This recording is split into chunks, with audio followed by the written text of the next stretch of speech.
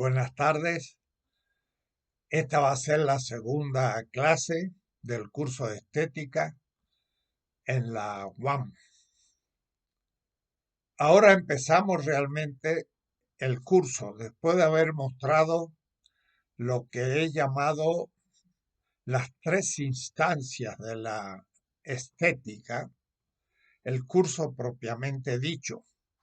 Y en el programa, la tesis 2 se enuncia la evolución cósmica y la protoestética animal, porque hay una polémica, pero que es de fondo, si hay una estética en el mundo animal, no solamente en el mundo humano, y algunos elementos fundamentales de lo que voy a llamar la estética natural de los animales, nos van a dar ya las definiciones quizás fundamentales de la estética humana, que va a ser un desarrollo enorme de lo que podríamos denominar estética animal. Proudhon, aquel gran pensador francés del socialismo utópico, habla de la estética y dice que los animales no tienen ninguna estética, sino que es un fenómeno propiamente humano.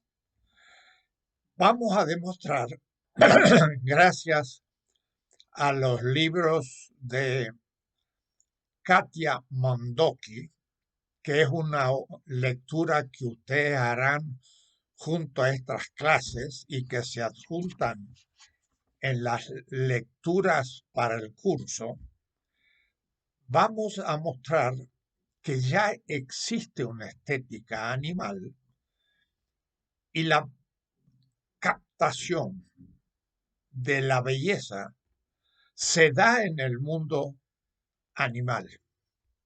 Y más, para el mismo Charles Darwin, el gran autor científico inglés que demostró la evolución de las especies en un libro muy famoso, él escribió un segundo libro sobre justamente la función de la belleza en el mundo animal como un factor fundamental en el proceso de la evolución de la vida ya animal. Y por eso entonces que yo voy a partir de una visión metafísica de la belleza.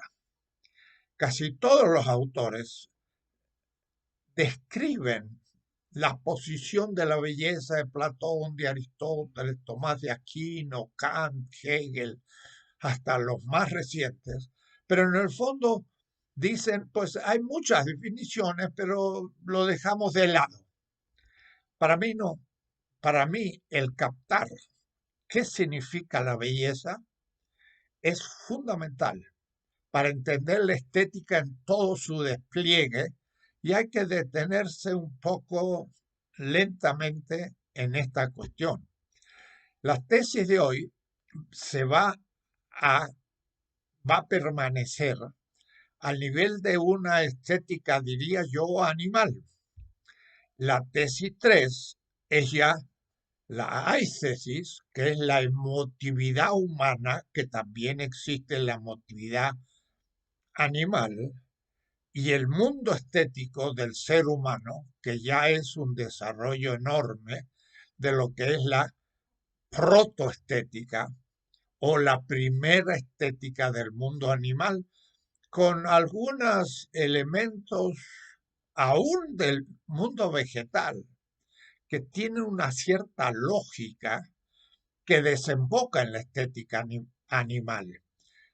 El libro de Katia Mondoki, que está en la bibliografía del programa, es fundamental porque muestra el primer orden vegetal, de donde saca después el animal y pasa al orden humano. Es una gran exposición de la estética que yo me baso fundamentalmente al comienzo de este curso. Esta clase va a ser de 1 hora, no va a ser muy larga, pero deben escucharla después con cierto detalle, porque van a ver aquí unas tesis fundamentales. En mi librito sobre la filosofía de la liberación, es un libro pequeño publicado en el Fondo de Cultura Económica, que se llama Filosofía de la Liberación, en la colección Breviarios.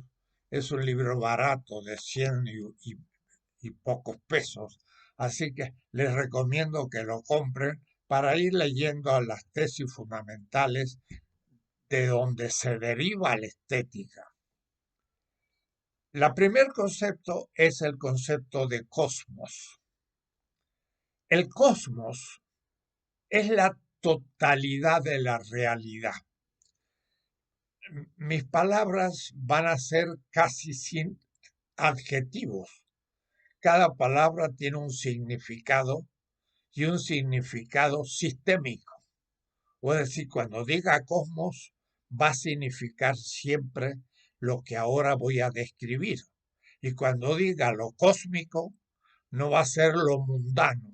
Voy a distinguirlo ahora para que se entienda.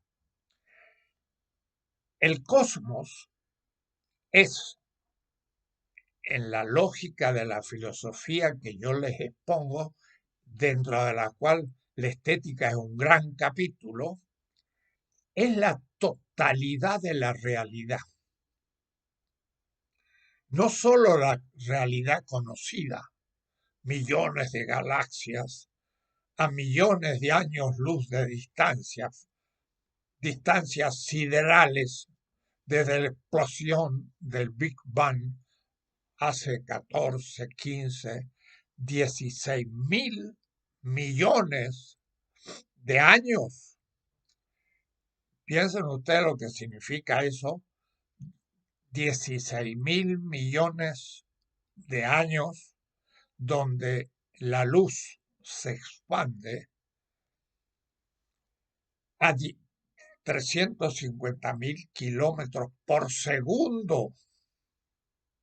Hay que multiplicar 350.000 en un segundo por 60 para tener un minuto de expansión del universo. Y de 24 horas por 24 para tener un día de expansión de la luz. Por 365 días para tener un año luz. Es poner ceros y dar vuelta casi a la Tierra con un cero que lo puedo escribir en medio centímetro, pues dar la vuelta de los 44.000 kilómetros de la Tierra, ese número. Pero son 16.000 millones de años luz que se produjo el Big Bang. Y ahí hay millones de galaxias. Todo eso, lo conocido y que nunca conoceremos, le vamos a llamar el cosmos, la totalidad de la realidad. En latín, omnitudo realitatis. Esa esfera que se expande es recortada por algo espacialmente muy pequeño, que es el mundo humano. Al decir mundo, en alemán Welt, estoy pensando en Heidegger. Heidegger tiene un libro que se llama Ser y Tiempo. Pero en Ser y Tiempo, el ser, el centro es el ser en el mundo. Y el ser en un mundo es la cotidianidad de la existencia humana. es mi vida cotidiana, de mi familia, de mi barrio, de México hoy, de la metropolitana, de la historia mundial. También es el mundo humano en el 2020. El mundo no es la totalidad de la realidad, sino que es aquello del cosmos, o es decir, de la totalidad de lo real, que es captado en la experiencia de mi mundo o nuestro mundo mexicano, o nuestro mundo la Ciudad de México, o el mundo de la universidad. Mundo no es cosmos. Cosmos es la totalidad de la realidad, la conozca y le tenga experiencia o no tenga experiencia. Y aún lo que no tengo experiencia es real, pero no es parte del mundo. Entonces, ahí hay un recortar del cosmos, una parte que es la totalidad de las experiencias humanas de un sujeto, de una comunidad o de la humanidad, de todas sus experiencias históricas pasadas, presentes vividas como en la experiencia cotidiana, y aún incluyendo los proyectos futuros que tenemos. El mundo entonces es como tridimensional, es el pasado histórico de la humanidad o de la persona en biografía, el presente, pero también los proyectos que tenemos, porque los proyectos que tenemos se abren en la cotidianidad como posibilidades. Para ser yo filósofo, es un proyecto no actual en los alumnos, sino que están recién entrando al mundo de la filosofía. Una posibilidad es hacer la carrera académica, pero podría alguien hacerse filósofo autodidacta y no entrar a la universidad y ser un filósofo. El futuro abre muchas posibilidades y esas posibilidades son las que nosotros estamos cotidianamente cumpliendo en nuestros actos. Mundo. Esto ya sería todo un curso de explicar a fondo lo que es el mundo, pero me interesa porque la belleza va a ser una dimensión del mundo con respecto a la realidad. Y la realidad es cósmica, es una relación a las cosas cósmicas, o es decir, a la totalidad de la realidad.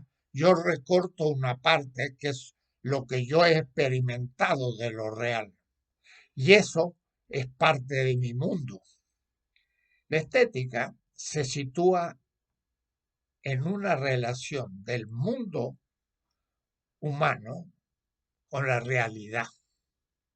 Y esto lo vamos a tener que ver despacio, porque en el mundo la realidad es conocida, pero el hecho de conocer lo real no pone la realidad de las cosas reales.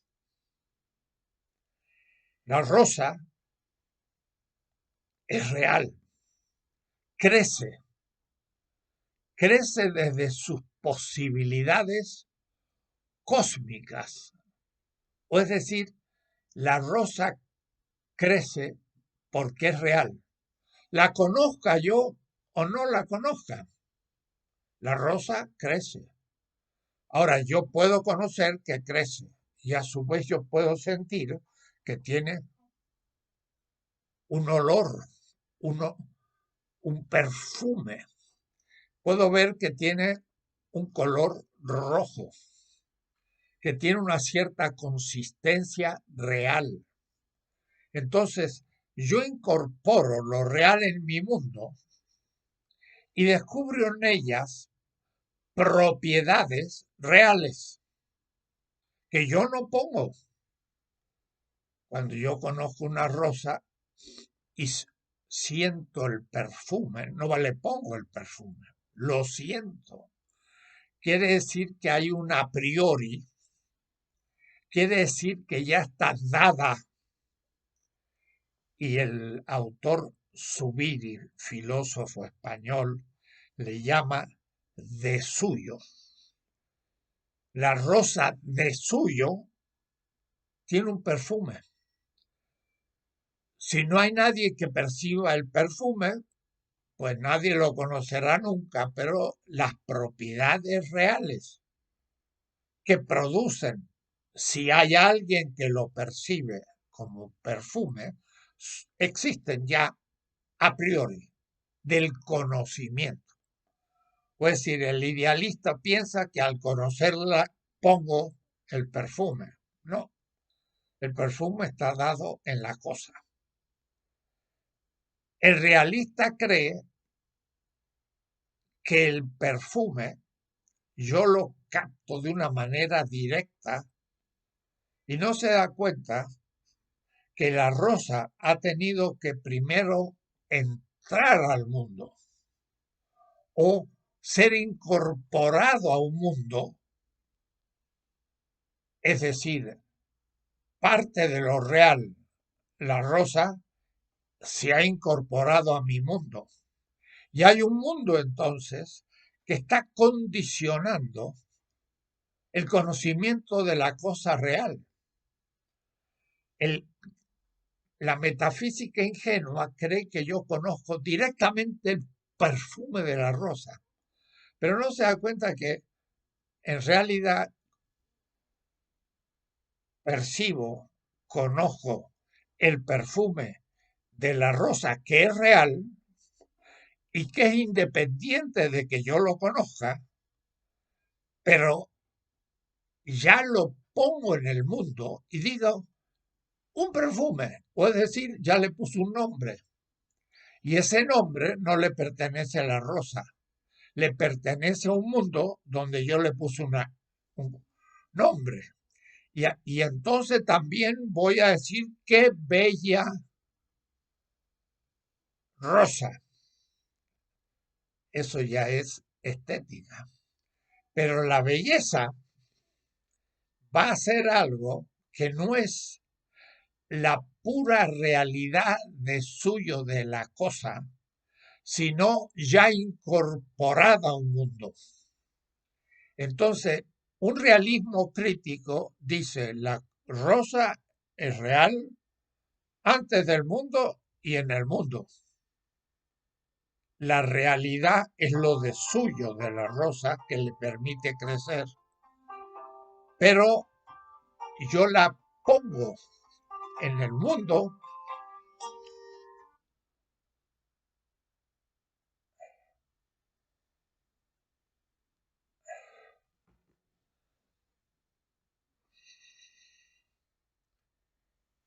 en el mundo con un sentido y por lo tanto le agrego algo a la realidad, el pertenecer a mi mundo.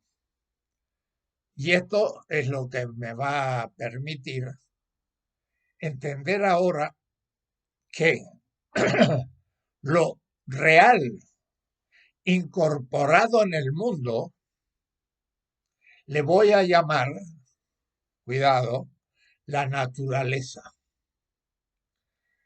La naturaleza no es la mera cosa real, sino que es la cosa real incorporada en el mundo. Eso léanlo en la filosofía de la liberación, busquen al final un léxico y miren lo que es mundo, lo que es real, lo que es cósmico. Entonces, el tema de hoy es justamente, miren cómo está enunciado, la evolución cósmica. El cosmos, la totalidad de la realidad, tiene un proceso. Y este proceso va a llegar un momento en que va a comenzar la vida en un planeta perdido, la Tierra, hace 3.500 años, surgió la vida, muy primitiva todavía a nivel bacterial y aún subbacterial. Y la vida va a ir evolucionando. Y es en ese proceso que de pronto lo real va a empezar a entrar en un cierto mundo. Pero no va a ser el mundo humano todavía, porque el ser humano, el Homo sapiens o los tipos de Homo son mucho más recientes. Entonces va a surgir eso real en un cuasimundo. Heidegger le llama en una obra de metafísica en el 1930, 3 años después de Ser y Tiempo, un mundo pobre, un Weltarm, un mundo pobre. Todavía es un mundo que no tiene la dimensión profunda del ser humano. Y por lo tanto, entonces, no podemos decir que sea realmente el mundo en el sentido humano. Pero en esta primer tesis nos vamos a situar a un nivel natural. Es lo real incorporado al mundo. Porque lo real incorporado al mundo, que es natural, después puede ser modificado por el ser humano. Y la modificación de las cosas reales en el mundo, en el planeta Tierra, se va a llamar el nivel de la cultura. La cultura es cuando el ser humano comienza a modificar lo real y hace una casa o hace, caza un animal o ver lo que sea que hagamos en el mundo y empezamos a modificar hasta materialmente la corteza terrestre y la perforamos también para sacar petróleo y eso ya es no natural, dado, sino ahora modificado por el ser humano. Esa es la cultura. Y la estética va a ser al principio una belleza natural, o es decir, el descubrir la belleza sin todavía la intervención transformativa del ser humano. Pero después va a haber un segundo nivel en donde el ser humano va a empezar a producir obras y va a ser entonces obras de arte o obras de cultura con belleza. Y este ya es un segundo nivel donde el cosmos, incorporado a un mundo, empieza a ser modificado por el ser humano y es el mundo que en general voy a llamar el mundo cultural material. Una casa modifica la naturaleza y con piedras hace una casa, ya es cultura material y puede ser una casa bella o fea. Y entonces ese es otro nivel. La belleza no se va a dar al nivel cósmico independiente del mundo. La belleza se va a dar el cosmos incorporado en un mundo de los seres vivientes. Sin seres vivientes no hay belleza. O mejor, no se descubre lo que es bello.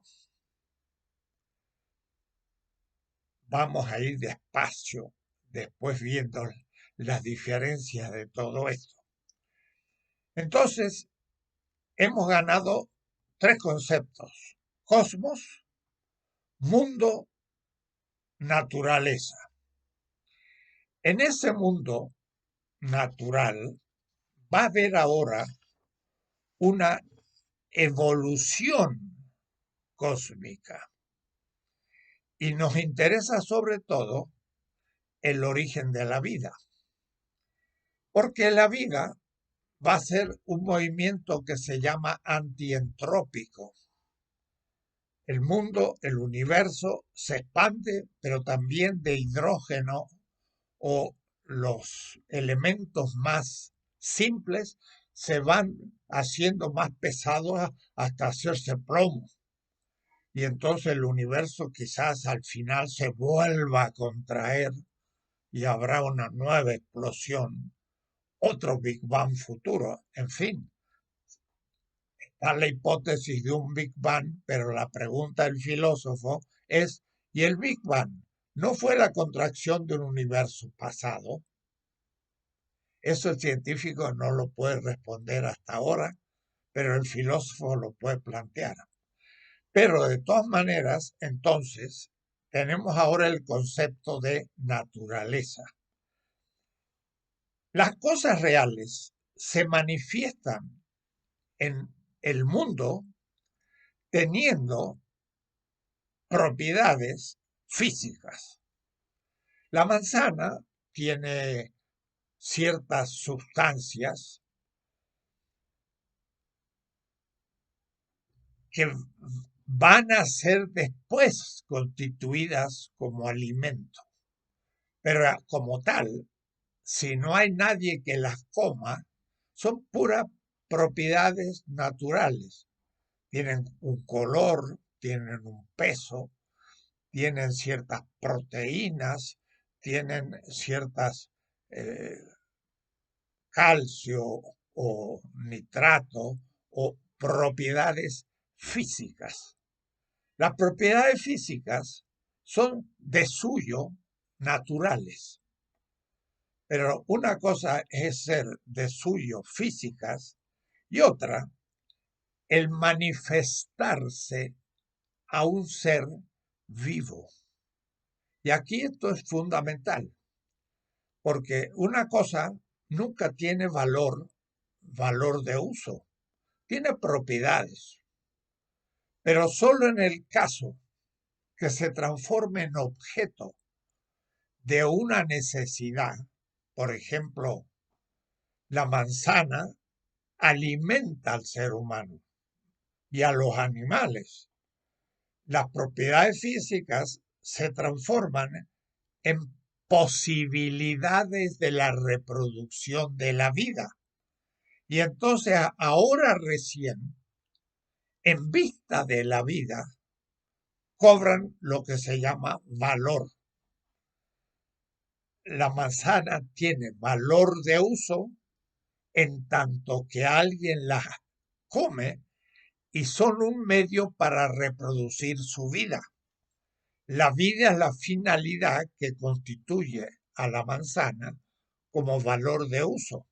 Si no hubiera ningún ser animal, por ejemplo, que comiera manzanas, la manzana cae del árbol, se pudre y nunca fue alimento, porque nadie la comió y reprodujo su materia y energía, que es la condición de la vida.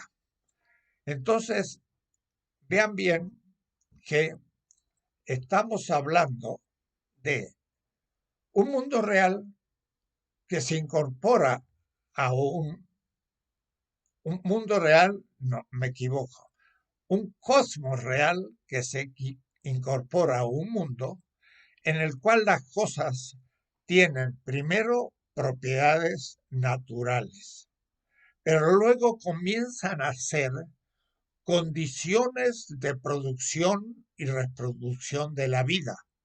Y esto ya es una diferencia. El mismo proteína es una condición real, una propiedad real, pero al mismo tiempo es una condición de la reproducción de la vida. Y ahora empieza entonces recién el tema de la estética. ¿Qué se va a llamar belleza? Hay muchas definiciones. Hay algunas que se llaman subjetivistas, porque dice en realidad el ser humano es el que coloca, el que constituye el valor llamado belleza. El ser humano toma la cosa real y la constituye como bella. Y entonces el ser humano sería el que la produce, porque el valor es una constitución de la subjetividad en el objeto. Otros piensan el subjetivismo, que en realidad la belleza es algo que, como hay muchas posibilidades de definición, pues varía las que se den y no tiene propiamente un contenido universal, definible, porque, decía Kant, sobre gustos no hay principios y sobre lo que sea la belleza hay distintas concepciones y entonces se cae en un cierto escepticismo. Mientras que yo deseo entrar al tema para mostrar que en realidad no es ni puramente objetivo, ni puramente subjetivo, sino que es una relación. Y es una relación que se constituye solo entre la cosa real y un ser viviente. Sin el ser viviente no hay belleza. Una planta, cuidado, tiene una lógica ya, tiene una membrana, tiene un crecimiento, tiene una cierta captación del entorno. La raíz va buscando el agua, las ramas van buscando el sol para transformar la materia inorgánica en orgánica por el proceso fotosintético, y entonces tiene una teleología, puede decir, tiene una lógica, pero todavía no tiene una conciencia, porque esto se va a dar solo en un grado de evolución de la vida, 3.500 millones de años, empieza una vida bacterial muy lejana y de muchos de miles de millones, sí, muchos no, 1.500 millones de años comienzan a surgir las primeras células y luego estas células van a ir haciendo una evolución hasta llegar a tener un sistema nervioso, o es decir, cerebral. Y solo cuando la vida llega a tener un nivel de desarrollo cerebral que podemos hablar de la aparición de la belleza, o mejor, de la captación de eso que llamamos belleza, dado en un nivel cósmico, pero incorporado al mundo. Vamos a ver despacio cómo se produce. Y esto entonces habría que decir, las plantas no tienen sistema nervioso y al no tener sistema nervioso captan la realidad de una manera todavía muy simple y no se puede decir que la planta reconozca el agua o el sol como belleza, sino que busca para reproducir su vida todavía muy inicial. Pero es interesante, Aristóteles le daba a las plantas ánima, psique, alma, que es decir, le daba ya una subjetividad vital.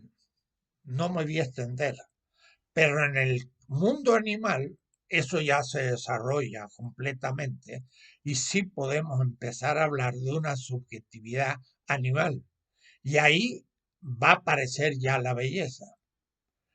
Mandoki, en su libro, que está en la bibliografía, toma de Darwin un ejemplo espléndido.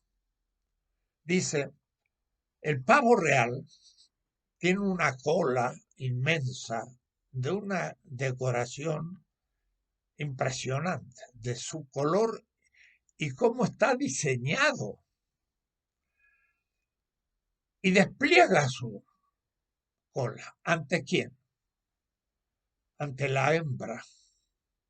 La hembra no tiene cola bella, sino que más bien, si me permiten, feita. El pavo es macho, el que tiene su esplendor, y la despliega.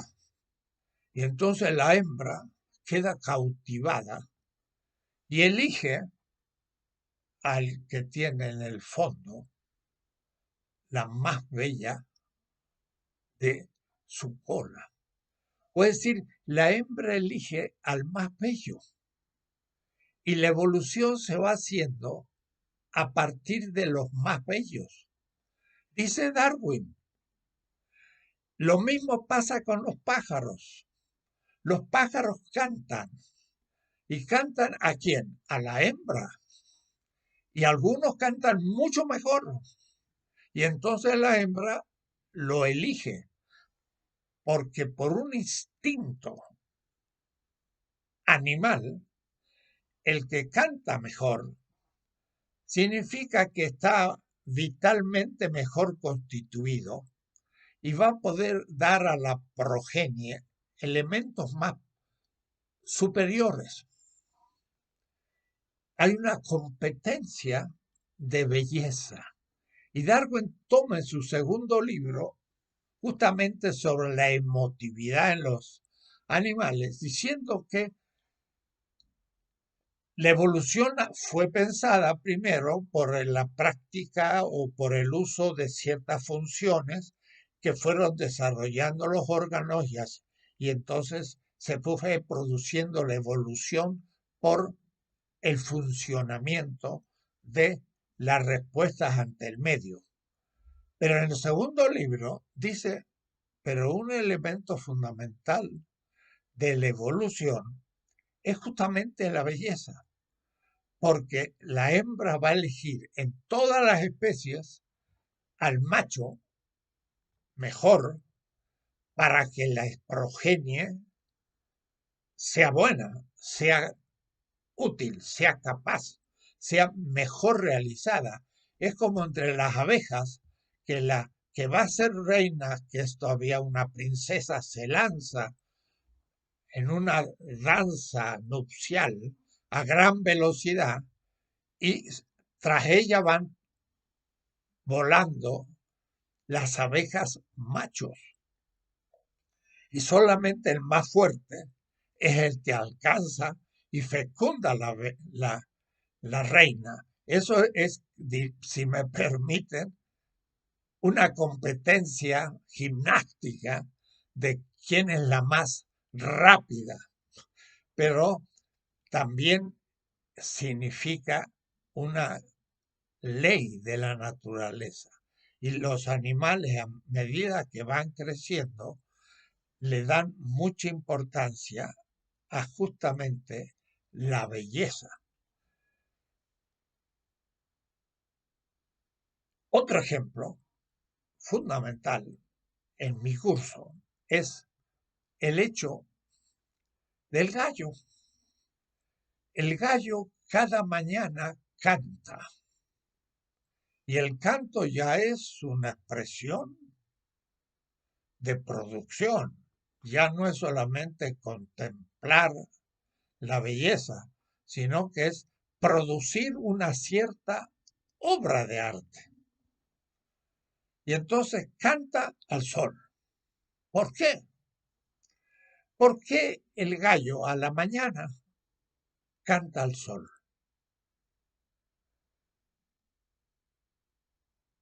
Canta al sol que da luz.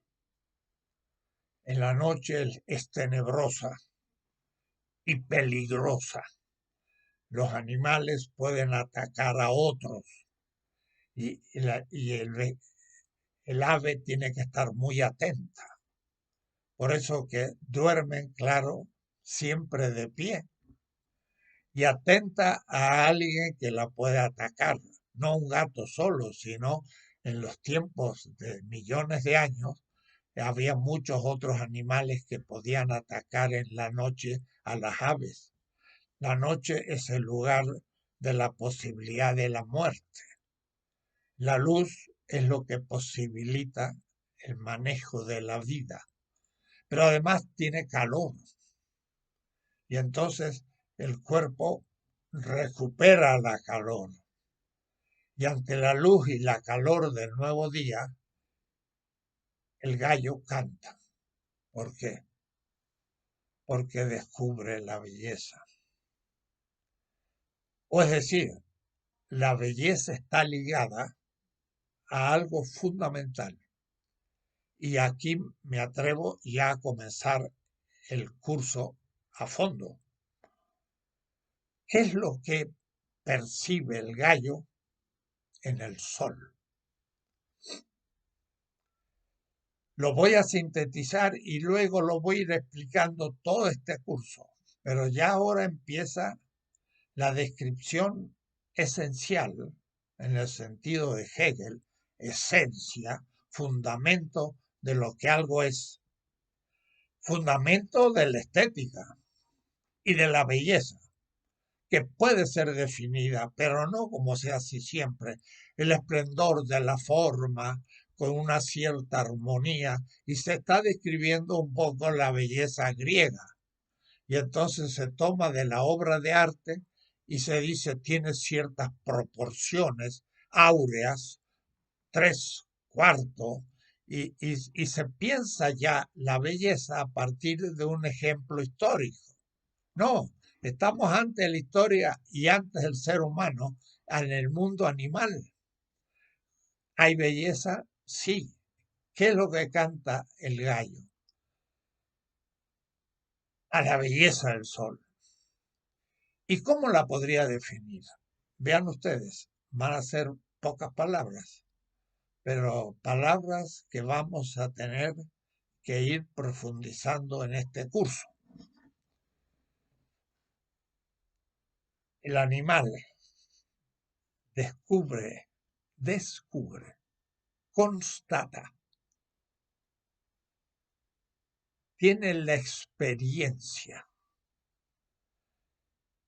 de la realidad misma de las cosas, no de algo que va a constituir él, de un valor, el valor estético. No, no, nada de valor. El valor estético después veremos que se la puede objetivar en una obra de arte, pero antes del valor estético está la belleza. Es la captación, la contemplación. Podemos usar distintas denominaciones de este acto de captar, de conocer, pero van a ver ustedes que no es solo cognitivo, pero por ahora lo vamos a describir así. La realidad misma, la realidad de la manzana y la realidad del sol y la realidad justamente de todo eso que llamamos bello, es captar la realidad misma como la fuente. Y voy a usar esa palabra fuente, en alemán Quelle, y la voy a tomar de Schelling. No causa, más que causa.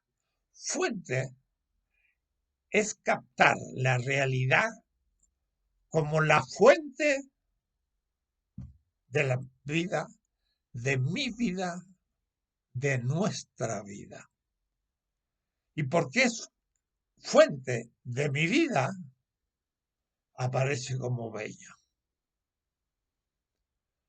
Aparece como bella porque la siento en la sensibilidad de mi cuerpo corporal, en la corporalidad como el origen de mi vida. El gallo canta al sol porque lo siente como el origen de su vida.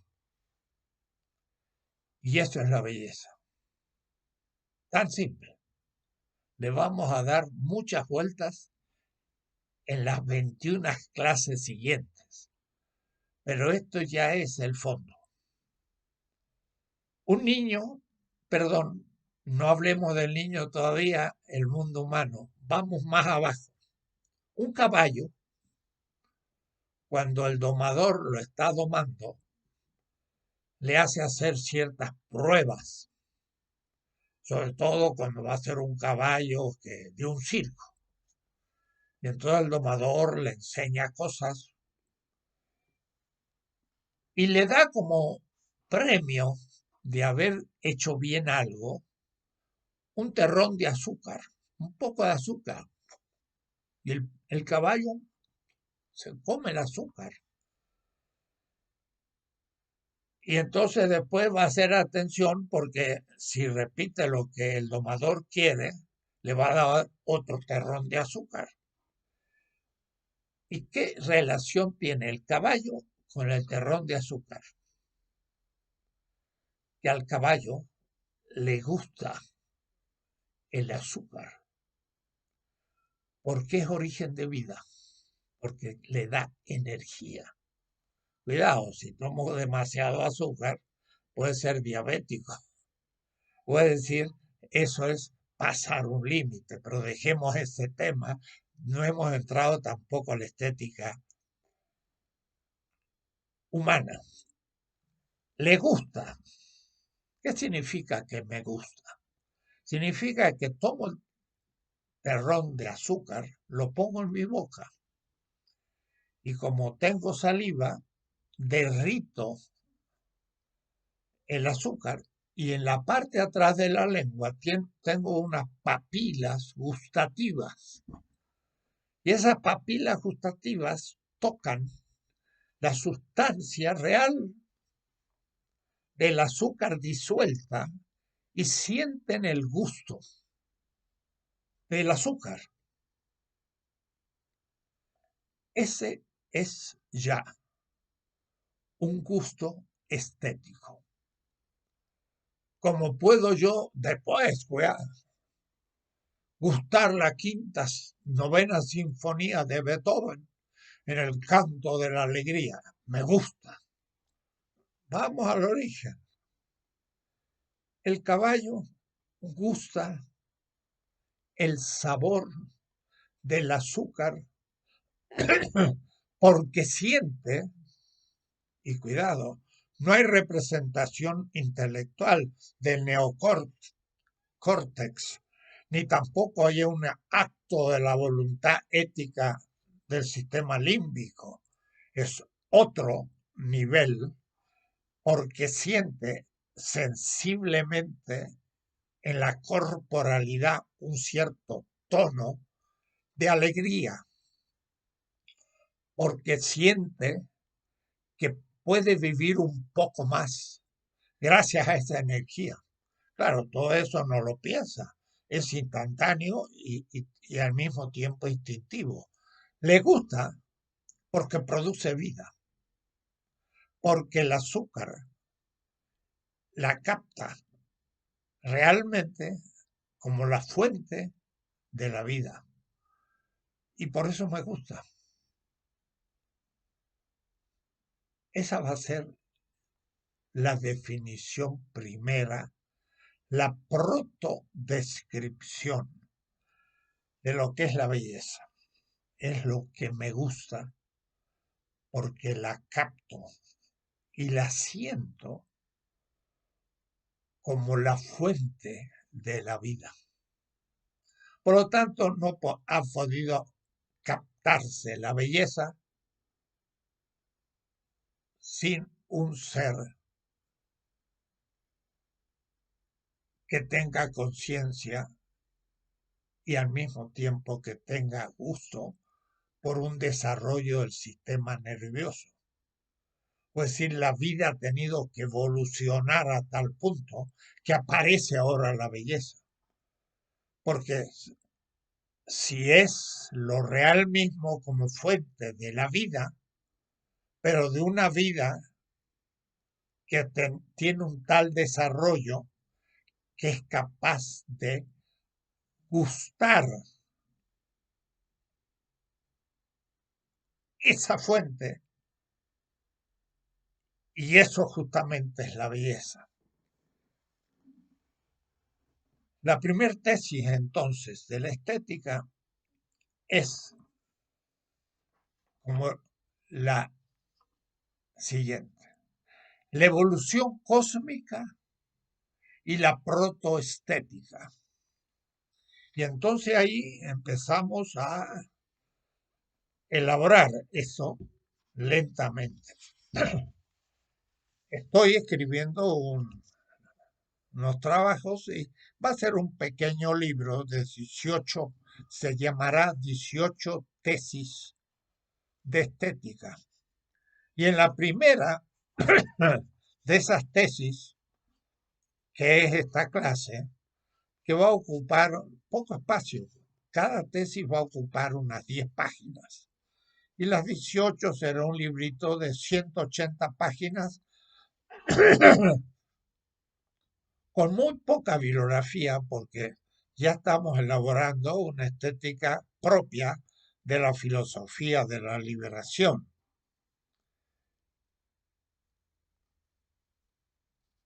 En la tesis 1, en el punto 7, se llama el descubrimiento incipiente de la belleza para los animales. Y ahí entonces ya puedo plantear las tesis fundamentales. Negar que la realidad como tal sea bella, no. Negar que es el sujeto el que pone la belleza, tampoco. Es la relación, cuidado, de lo real con un sujeto viviente, el cual sujeto viviente descubre lo real como origen de su vida. Son dos términos, A, B, el sujeto viviente y lo real, cósmico. Pero lo cósmico ya parte de un mundo y el sujeto centro de un mundo. Y entonces el sujeto viviente capta la cosa real, pero que ya forma parte del mundo como origen de su propia vida subjetiva corporal. Entonces no es ni objetivo ni subjetivo, sino que es una relación. El objetivismo cae en una ingenuidad metafísica de creer que la belleza corresponde a las cosas. Y el subjetivismo cree que es el sujeto el que pone la belleza, y no, el que pone la belleza no es el sujeto solo, ni la realidad sola, sino en la relación. Hay que saber pensar la relación dialécticamente. Un ejemplo: hay una madre y una hija. La relación es de la madre a la hija de maternidad. Y a su vez la dirección de la relación es de la madre a la hija. 4 términos: madre 1, hija 2, la relación misma 3, la dirección 4. La relación es de maternidad. Si la mujer no tiene hija, no es madre. Entonces ya no es relación de maternidad. Tiene que tener una hija. Y el ser madre es en relación a la hija. Si no tiene hija, no es madre. Si tiene hija, es madre. y entonces se establece la relación. ¿Y cuál es la dirección de la relación? De la madre a la hija. Es una relación de maternidad. Cambio ahora. Pongo ahora la hija y la madre. Un término la hija, un término la madre, la relación madre-hija, tercer término, la dirección de la hija a la madre, cuarto término de la relación. ¿Qué tipo de relación es? Filial. Ah, la anterior era materna, ahora es filial, porque es la relación de la hija con la madre. Ahora, todos somos hija o hijo, eso es necesario. Mientras que cuando era madre, podría no ser madre porque era una soltera o se quedó sin hija, entonces no era madre. Pero en el caso de la hija, si existe, es porque es hija. ¿Se dan cuenta de la relación? Ahora, la filiación es solo subjetivamente porque hay una hija, no. Y es solo porque hay una relación con la madre, tampoco. Es la relación entre la hija y la madre la que hace la relación de filiación. La belleza es entonces la confrontación de una subjetividad con la objetividad de la realidad. Cuidado, no es un objeto, es más que un objeto. Es una cosa real, pero lo simplificamos. Esa relación con la madre es entonces la de filiación. El ser viviente se relaciona a la realidad y descubre en la realidad el que la realidad es origen de su vida. Sin la relación no se entiende lo que es la belleza. Esta primer clase es fundamental porque es esta relación. A eso le voy a llamar la belleza natural. Va a valer también para el ser humano, porque todavía no es cultural, pero es válida para el pavo real que despliega la belleza de su cola y cautiva a la hembra. Y la hembra ve en esa cola un desarrollo de un macho pleno. Y entonces capta a esa realidad de un macho pleno de salud y de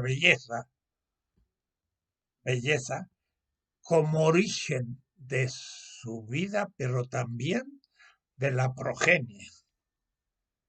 O es decir, presagia un hijo hermoso, o es decir, pleno. Y en cambio otro tiene una colita media deslucida y no se lo ve fuerte. Dice, no, este no me va a dar realmente vida a mi hijo o a mi progenie. Y entonces elige el macho más fuente de vida. Esto es el nivel animal. Luego vamos a tener que elaborar todo el nivel realmente estético humano. Esta primera clase es solo de una hora para que la escuchen de nuevo y en lo posible consigan el librito que está en mi página. En mi página pongan Enrique Dussel minúscula seguido.com.